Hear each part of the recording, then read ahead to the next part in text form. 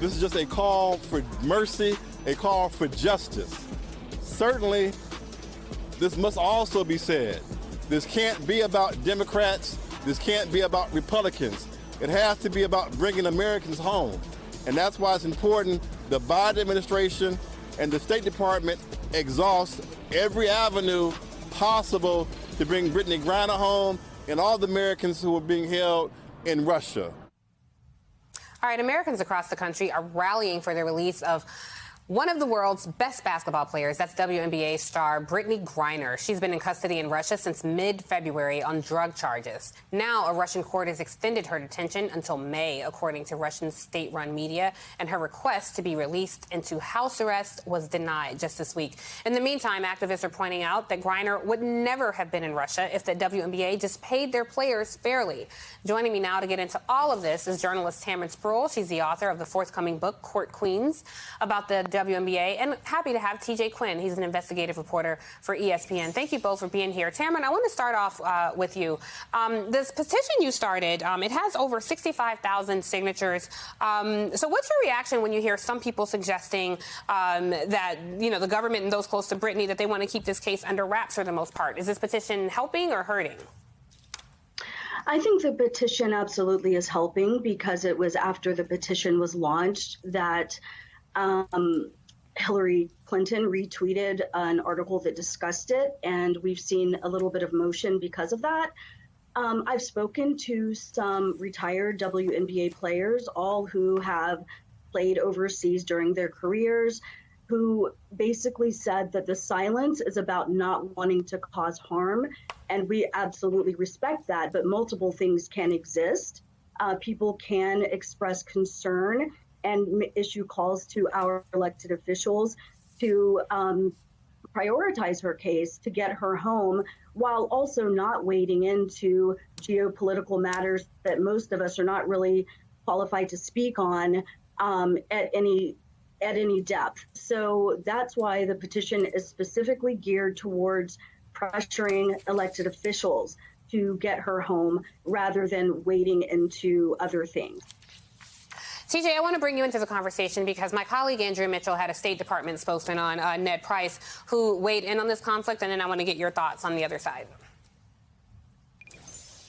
We're deeply concerned about this case, in part because we have not yet been granted consular access. That is to say that embassy officials at our embassy in Moscow have not yet been able to visit Brittney Griner.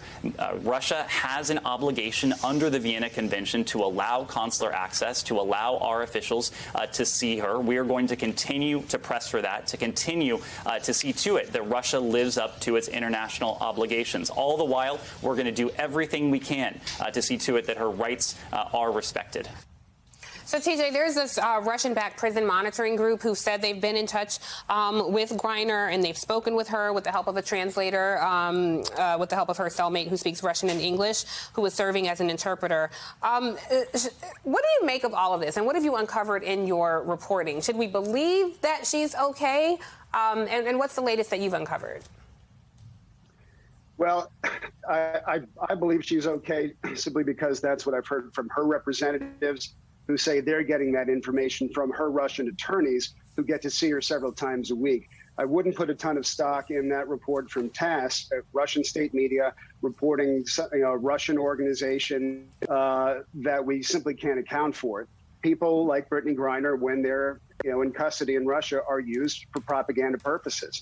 So they are not happy at all about the lack of access. What to me was interesting about the statement from the State Department was the fact that they made one. I mean, they've been, as Tamron said, very deliberate about trying to keep this below the radar. They feel now the best strategy is to just try to keep this as something that is not a political matter. They can try to keep it in the criminal justice system.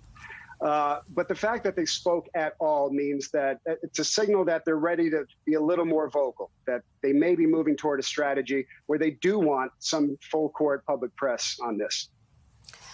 Well, we're doing that just now. And Tamron, you know, to your point that you've brought up about why she was even over there in the first place, the WNBA commissioner came out on March 5th, I believe, and talked about or kind of disputed this belief that she's over there playing and that WNBA players cannot make any money and that top players can earn somewhere between, I think, $500,000 and $650,000. Just your take on that the commissioner is pushing back against some of this. But the players themselves are saying, yes, this is how we make money and this is how we survive. Your thoughts there? It's a couple of things. Like, first of all, I do want to give Commissioner Engelbert credit because she, under the 2020 collective bargaining agreement, made just drastic changes that have improved the lives of these players.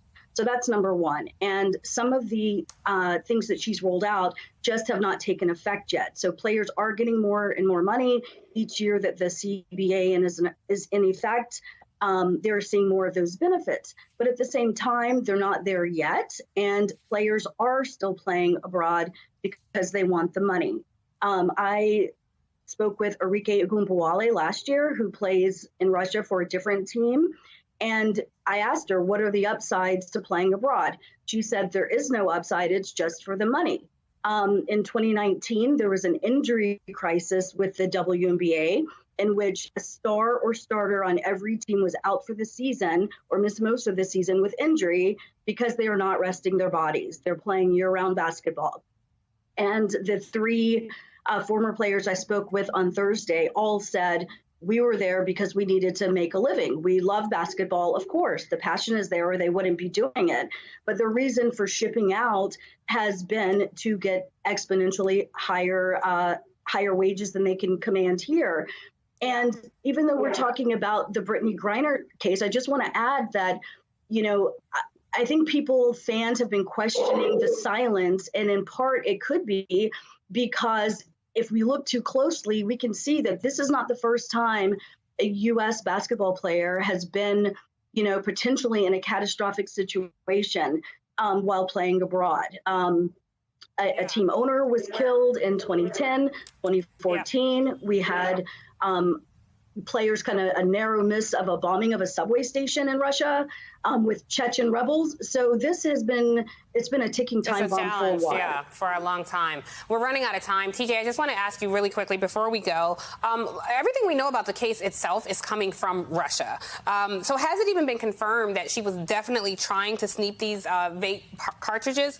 Could this have been some sort of ulterior motives here? Have you uncovered anything like that in your reporting? That was to you, TJ. Oh, I'm sorry. It looks like we lost TJ. My producers are happy to hear that since they've been telling me we're out of time. So thank you so much, Tamron Spruill and TJ Quinn. We'll have to pick this conversation up another time.